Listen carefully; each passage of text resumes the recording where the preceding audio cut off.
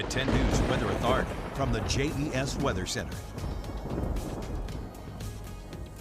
Good evening, friends. It has been a hot and hazy day out there with full 80 degrees right now. Roanoke 87, Blacksburg 82, and in Martinsville 85.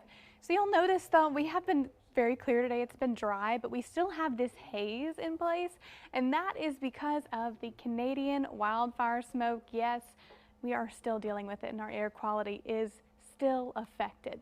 But not only do we have the smoky skies, our temperatures are on the rise. 86 now in Roanoke, Bedford 89, a pair of 88s in both Lynchburg and in Alta Vista this evening.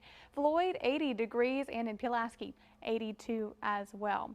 We have been above average today, and that pattern is not breaking anytime soon. It has been on the warmer side, but at least it hasn't been humid. Our dew points are still very dry this evening. A 57-degree dew point in Roanoke, 50s and 60s across the board, especially dry at elevation there in Hot Springs, 47-degree dew point. So necessarily not feeling the humidity quite yet. Enjoy the dry air while it lasts though, because this is going to be all changing as we head into the weekend and we have our next weather maker on deck. So let's time this out. The next time we are expecting rainfall could be tonight. Most of us will stay dry though, so you'll notice a few of these very isolated showers. This should be as far north as portions of Wythe and Pulaski counties. We could see a few of these showers, but this is mostly going to be southern parts of the NRV and into portions of south side. Besides that, most of us are going to be staying dry overnight tonight into Friday until lunchtime.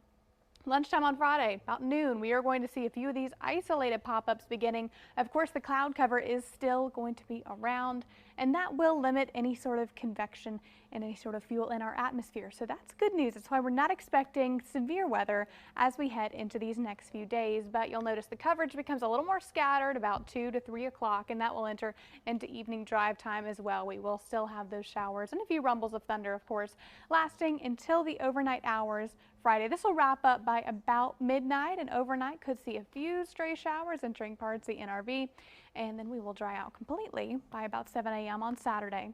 But even that won't last for too long. We are briefly dry until Saturday by 2 p.m. Nearly the same timeline, very similar situation, except we will see a little more sunshine, so some of these storms could bring some heavier rainfall and gusty winds. You'll notice the coverage very similar, scattered throughout portions of all 5 zones, barring portions of the Highland zone may stay drier on a Saturday.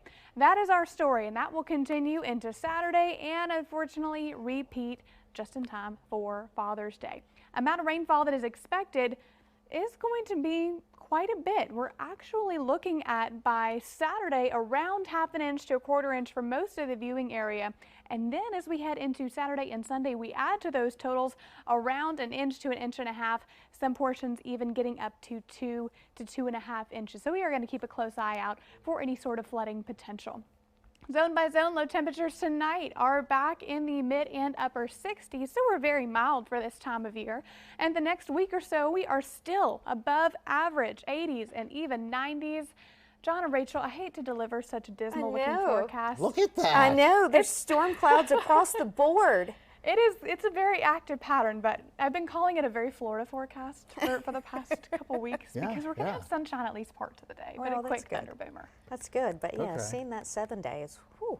It's a lot. It's a lot. It's a lot. At least we'll stay dry some of the time. All right, sounds good. Thank you, Delaney. Of course.